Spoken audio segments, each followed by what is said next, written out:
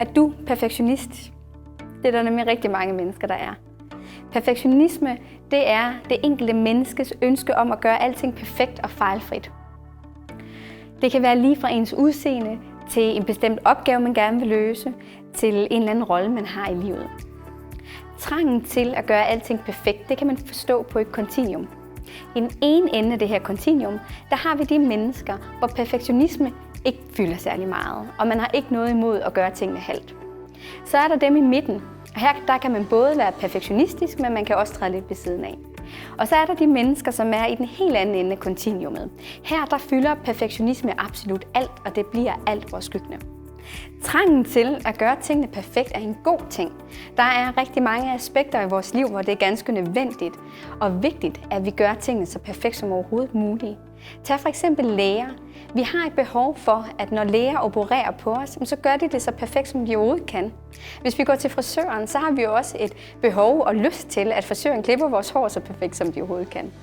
Tag sådan en almindelig ting som at begå sig i trafikken. Der er det også meget nødvendigt, at vi stræber efter at gøre det så perfekt som overhovedet muligt, for at ingen kommer til skade. Så perfektionismen kan absolut være en god ting. Der, hvor perfektionismen går hen og bliver begrænsende, det er der, hvor det hele skal være perfekt. Også de meget små, ligegyldige ting i livet. Det er der, hvor både dit udseende skal være perfekt, hvor din karriere skal være perfekt, dit valg af partner skal være perfekt, dine børn skal være perfekte, alt skal være perfekt. Og der kan perfektionismen blive noget, man kommer til at lide under. Derfor er det så vigtigt, at vi lander et sted i midten, der hvor der er balance. Fordi der findes også de mennesker, som vil gavne af at stræbe lidt mere efter at blive perfekte. Dem, som tør og kan stille nogle flere krav til sig selv. Dem, som bør gøre sig en lille smule mere umage. Så det gælder om at finde et passende niveau af perfektionisme. Altså et sted i midten, hvor der er en god balance. Det er der, hvor du både kan stille nogle krav til dig selv og gøre dig umage, men du kan også tillade dig selv at træde ved siden af. Så det er altså et sted, hvor du også kan fejle en gang imellem. Et sted, hvor du ikke slår dig selv i hovedet og konstant er utilfreds med dig selv. Det er altså et godt sted at være. De sociale medier er med til at bidrage til en kultur, hvor alting skal være perfekt. Tag for eksempel Instagram, hvor vi har så travlt med at poste meget perfekte billeder af vores morgenmad, af vores karriere, af vores dyre ferier osv. På den måde så vedligeholder man altså et billede af, at alting skal være perfekt. Derfor synes jeg, det er vigtigt, at vi alle sammen bidrager til en verden, hvor vi tør at være lidt uperfekte.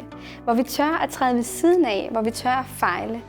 På den måde så bidrager vi altså også til en meget varmere og meget mere humoristisk verden og kultur, hvor vi faktisk nærmer os hinanden. For det er meget mere genkendeligt, når vi også kan spejle os i hinanden og se andre mennesker, der kan være lidt skæve en gang imellem. Det kan altså derfor på mange måder øge din livskvalitet, hvis du en gang imellem kan grine lidt af din egen fraklip. Det ved jeg faktisk ikke, om jeg fik det hele med. Ja, okay. Nej, jeg synes faktisk, at den sætning den er faktisk ikke god. Fik jeg det med, eller hvad?